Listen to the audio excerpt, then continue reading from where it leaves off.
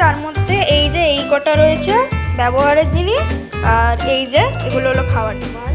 এই যে চারটে মোজা, এই যে চারটে জামা, এটা আমার।